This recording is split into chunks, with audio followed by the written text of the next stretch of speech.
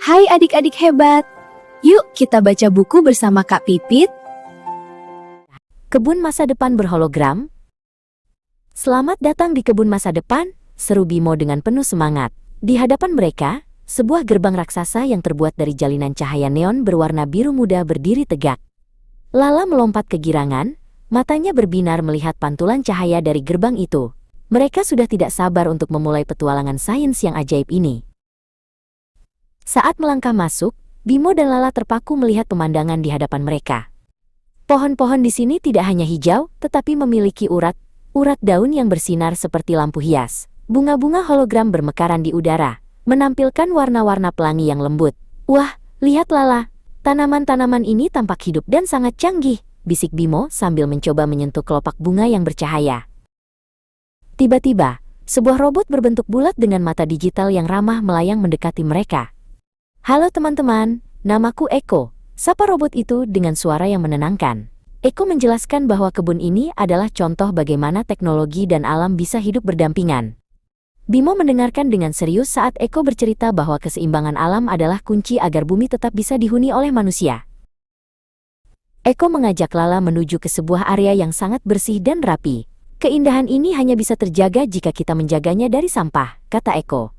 Lala melihat sebuah alat pembersih otomatis yang meluncur di tanah tanpa suara. Eko menjelaskan bahwa sampah yang dibuang sembarangan bisa merusak ekosistem kebun yang indah ini. Lala mengangguk mantap, ia berjanji tidak akan pernah membuang sampah sembarangan lagi.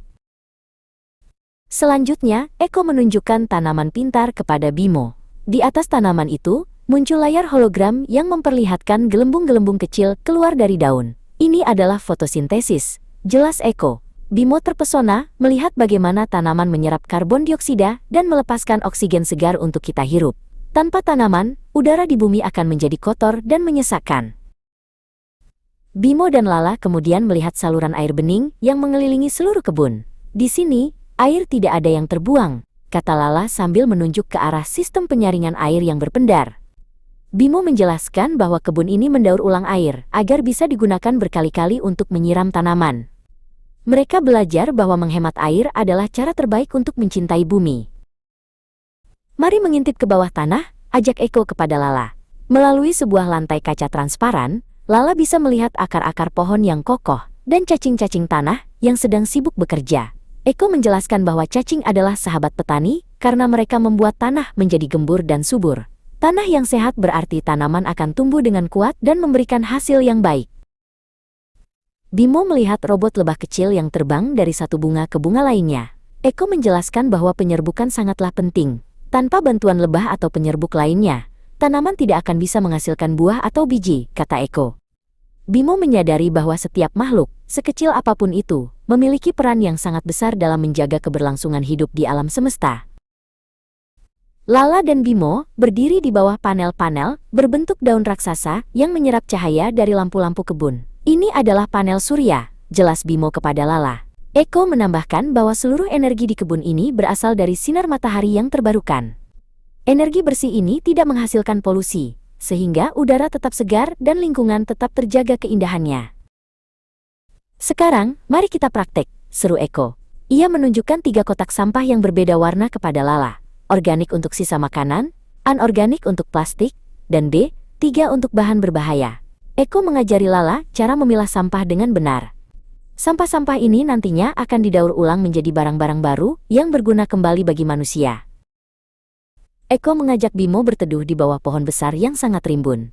Pohon ini adalah pelindung kita, kata Eko. Ia menjelaskan bahwa akar pohon berfungsi menyerap air saat hujan deras sehingga tidak terjadi banjir, sementara daunnya yang lebat menahan panas matahari, agar bumi tetap sejuk. Bimo merangkul batang pohon itu, merasakan kedamaian yang diberikan oleh alam.